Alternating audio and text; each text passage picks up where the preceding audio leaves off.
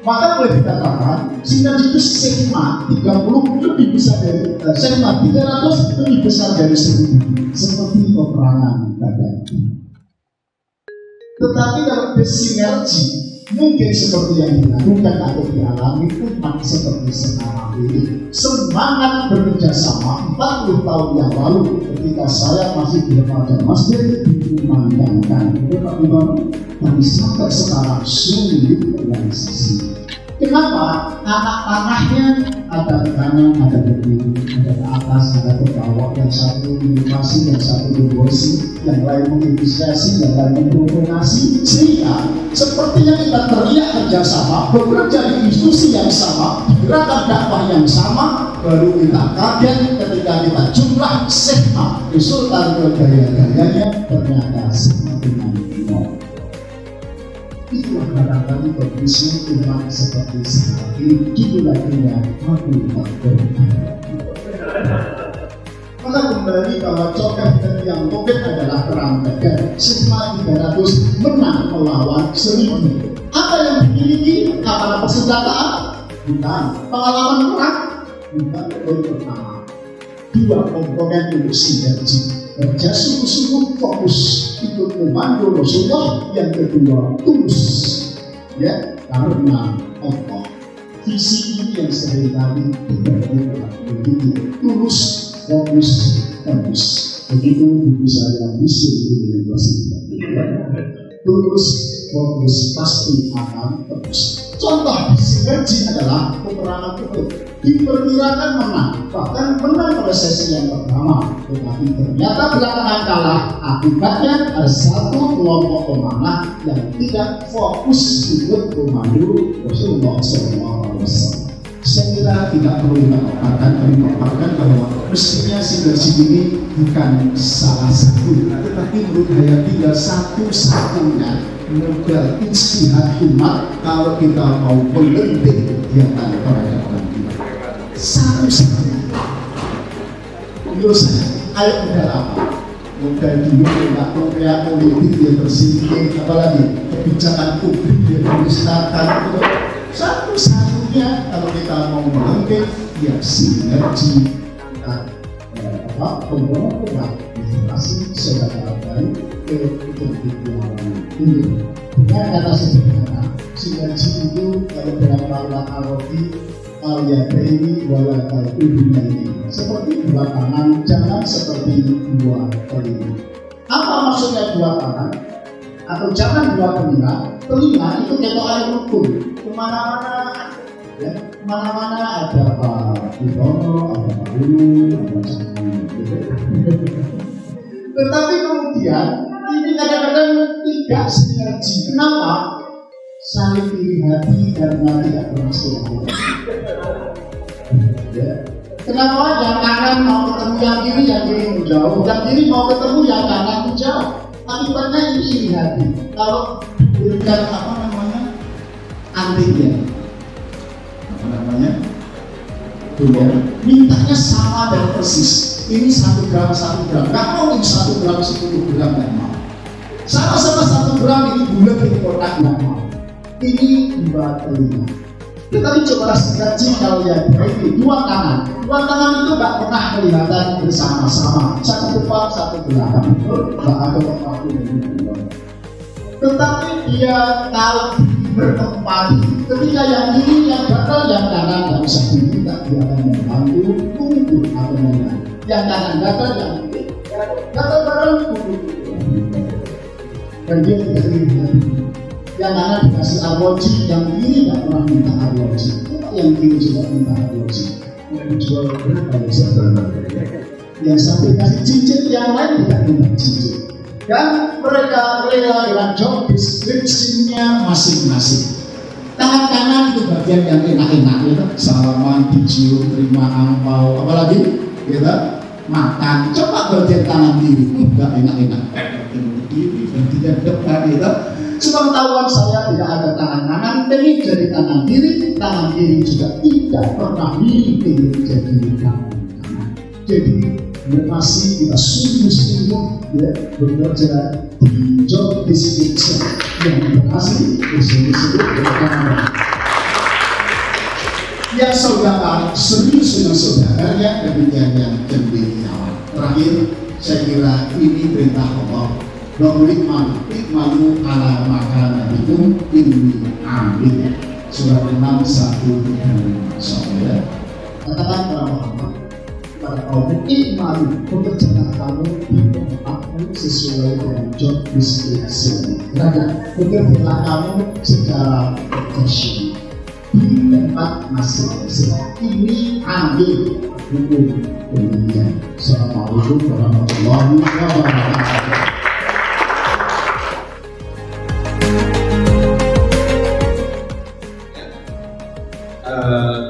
Produksi itu penting, tapi tidak sepenting daging.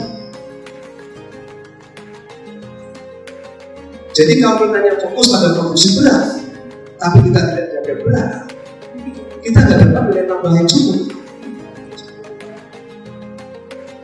Nah, kita harus masuk ke trade-nya. Singapura itu tidak punya beras, tidak punya nikel, tapi jaga beras, jaga nikel, jaga minyak. Dan kalau Rasulullah mengatakan 9 dari 10 rezeki dari dagang, belum betul. Dan kalau kita lihat di Islam ya, sebagai semacam model tata kelola sebuah masyarakat majemuk, ya, yang bisa kita lihat dalam sebuah kota namanya Madinah. Madinah itu sebagai kota, itu utamanya adalah pasar.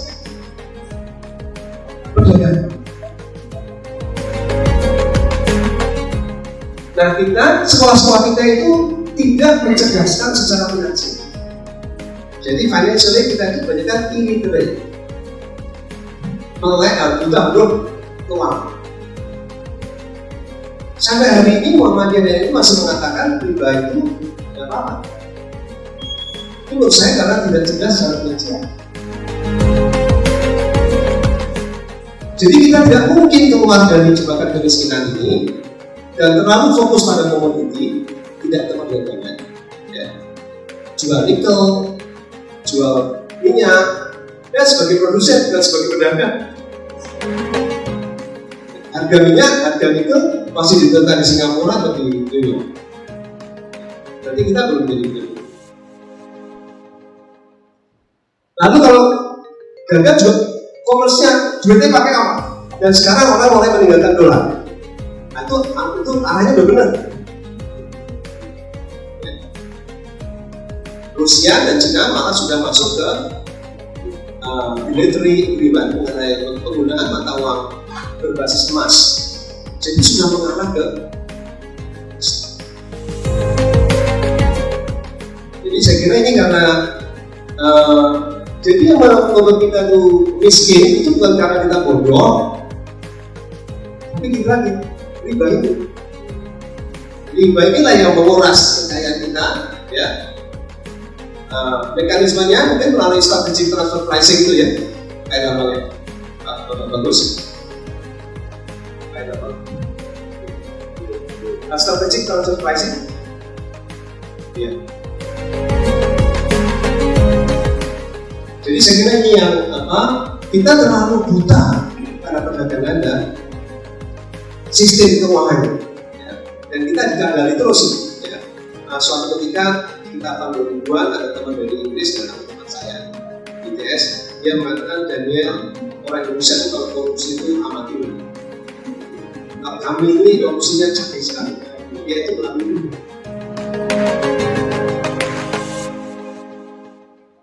Jadi ini kejahatan tapi legal secara internasional.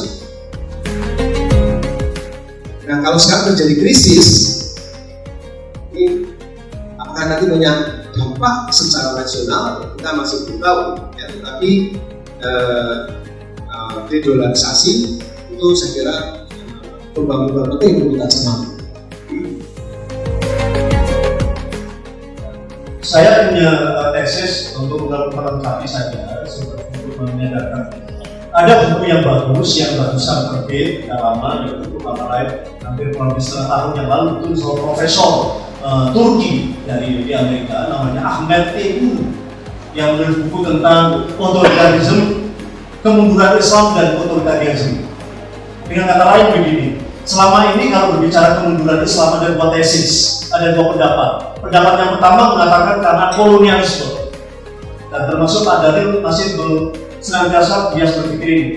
Dengan kata lain begini, cara berpikir ini kita mundur karena orang lain yang membuat skenario kita mundur. Menurut saya tidak. Bolehlah Yahudi skenario kita mundur, tapi kalau kita tidak mau, tidak bisa mundur. Karena itu tidak dinafsik kalinya. Jadi dari mulai dari kita sendiri. Kalau memang Amerika, Cina, Israel membuat kita mundur, ya karena itu musuh memang membuat kita mundur. Tapi persoalannya kita mau tidak? Karena itu kembali pada kita.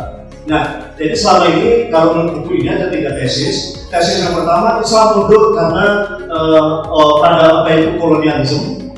Yang kedua, karena Islam tidak relevan dengan peradaban. Tetapi Kuno mengatakan tidak, karena memang otoritarisme itu menjadi sebab. Jadi hampir negara-negara Islam itu jatuh pada otoritarisme. Nah, salah satunya menginjak pada kaum saudagar dan cendekiawan. Saudagar di dunia Islam itu kebanyakan pengusaha Muslim di negeri Muslim itu adalah bisnisnya bersifat ekstraktif. Ekstraktif itu bisnis yang bersumber pada sumber daya alam. Karena sumber daya alam yang dikuasai negara, berarti akhirnya pengusaha-pengusaha itu usulan negara kabeh. Jadi kontraktor semua.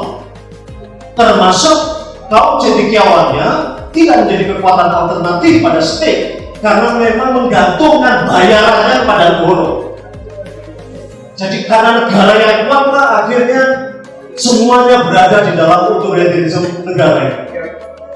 Ini yang harus dibangun suatu keberdayaan diri dari sisi kita. Nah, saya terkesan dengan usulannya Pak Daniel menjadikan agromaritim sebagai basis pertumbuhan.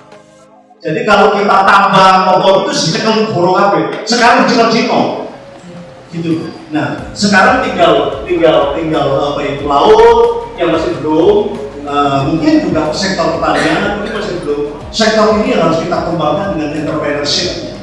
Karena sektor ini ternak saja kalau sudah sapi, sudah karakter, hanya kambing.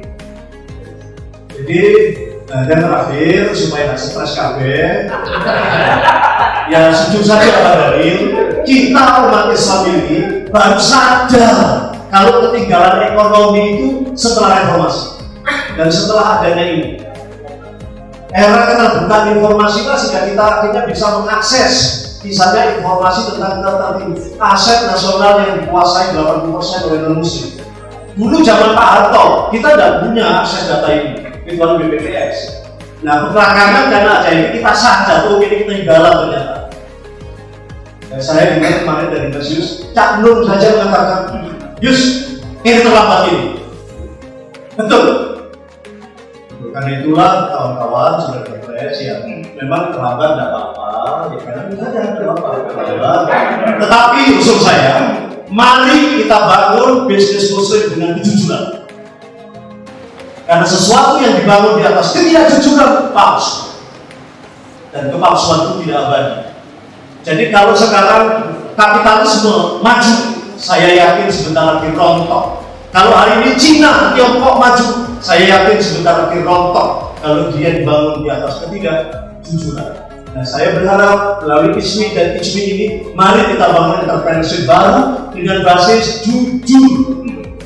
Suami istri dan jujur, tidak ambruk rumah tangga ini. Berteman kalau tidak jujur, ambruk. Nah, marilah, inilah sumbangan kita Muslim, IJMI dan ISMI, membangun peradaban baru dengan basis jujur. Baik, terima kasih. Sangat menarik ijtihad peradaban. Mudah-mudahan ini menjadi bagian dari konteks kesadaran kita untuk mengetahui posisi kita sebagai sudah di mana. Mudah-mudahan ke depan ketika nanti terjadi transformasi kepemimpinan baru, kita tidak lagi ketinggalan. Dan baik, dan kita berdoa mudah-mudahan Allah Subhanahu wa Ta'ala berkahi kita semua. Bismillahirrahmanirrahim. Alhamdulillahirabbil alamin. حمد الشاكر الحمد لله نعم ويكافئ الهدايه وبدال الحق فلا من جلال وجهه الكريم ومن سلطانه اللهم اكشف لنا من خشيتك ما تحول بيننا وبين معاصيك ومن طاعتك ما تبلغنا به جنتك ومن يقين تقضي بها لنا مشاهد الدنيا ومتعنا باسمائنا وابصارنا وقوتنا ما احييتنا واجعله مبتلنا واجعل شرنا على من ظلمنا وانصرنا على من آذانا ولا تجعل مصيبتنا في ديننا ولا تجعل الدنيا أكبر همنا ولا مبلغ علمنا ولا تسلم علينا ولا يخافك لا يخافنا اللهم لا تشرك وعلى نفسك أخفاك لا تتبع وحدة العروض وثبت الأمر إن شاء الله تعالى الفاتحة.